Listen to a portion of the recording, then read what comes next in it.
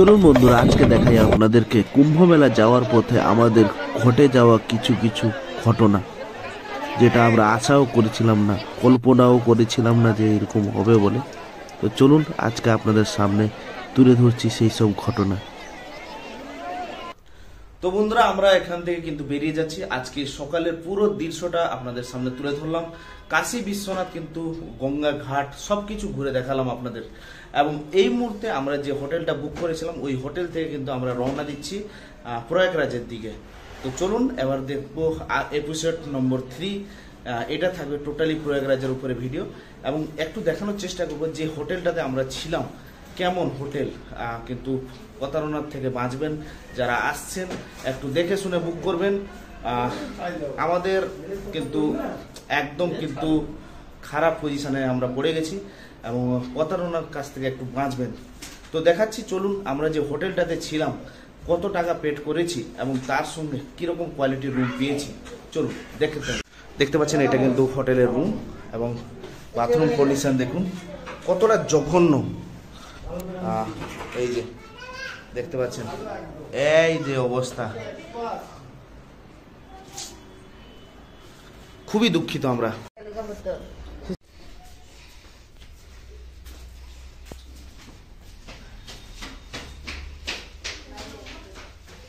এই ছিল রুমের কন্ডিশন দেখুন।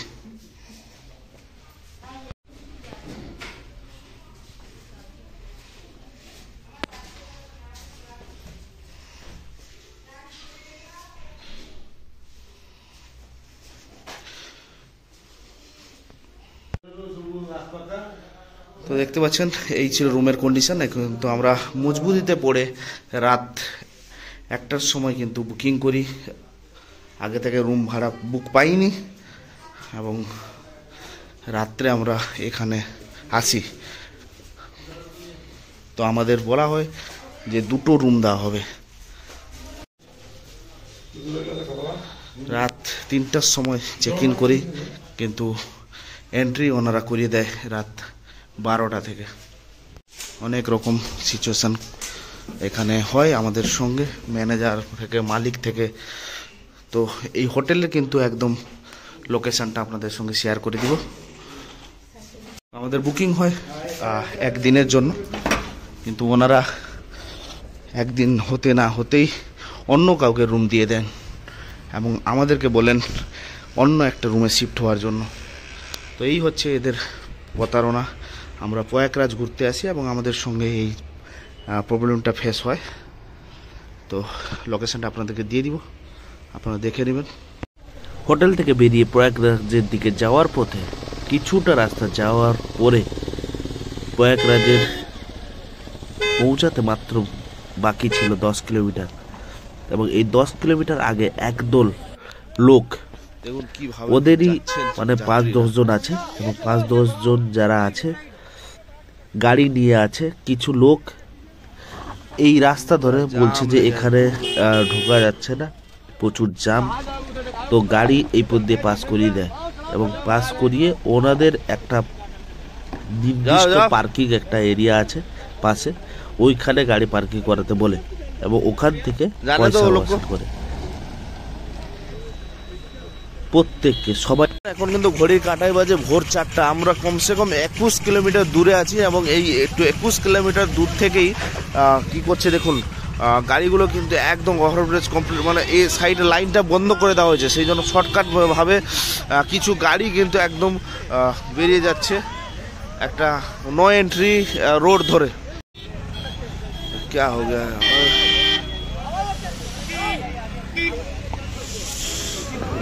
ओ लग गया रे, लग गया भाई, लग गया, गया गया गया।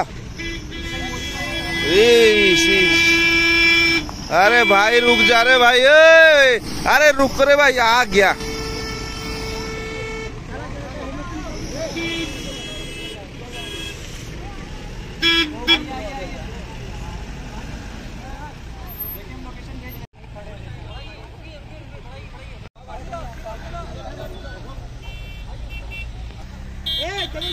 তো দেখতে পাচ্ছেন আপনারা, কিন্তু এই নিয়ে গেল, এই নিয়ে গেল, এই দেখো, এইটা একটা বড় বিপদ যদি করি।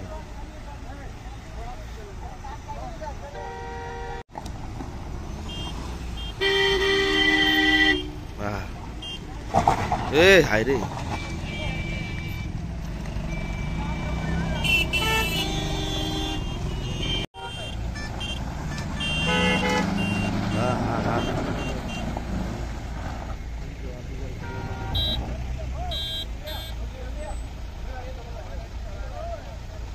দেখুন কিভাবে কিভাবে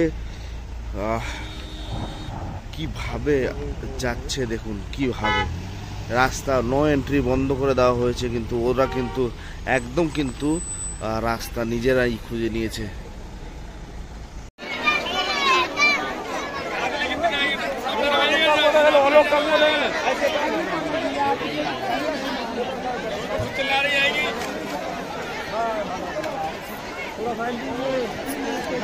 साइड दीजिए भैया।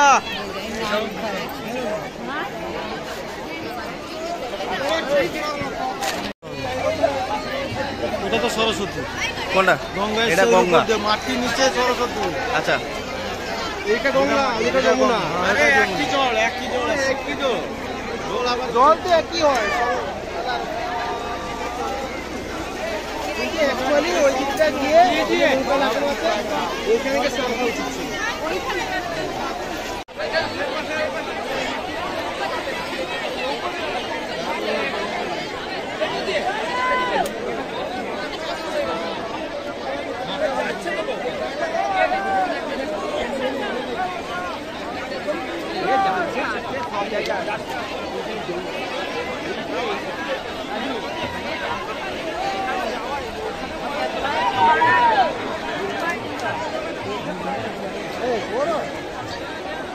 তুমি করো, কোনো অসুবিধা নেই।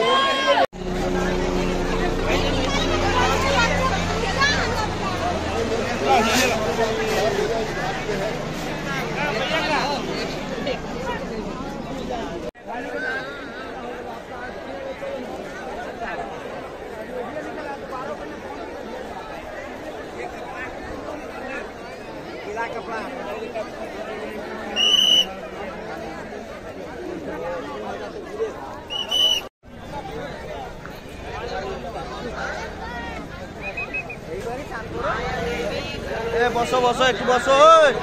এ দীঘা যারা এসছো এখানে বসো। ড্রামটা উপরে উঠাও, ড্রামটা উপরে উঠাও, দেখো ওরা বসো।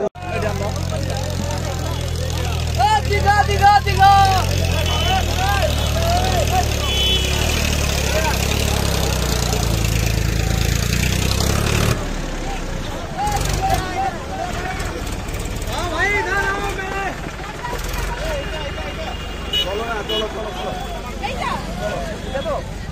যায়নি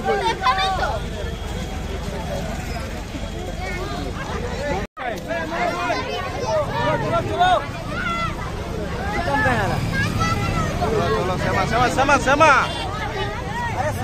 এইটা লক্ষ্য করিব, এইটা হচ্ছে কোড নাম্বার,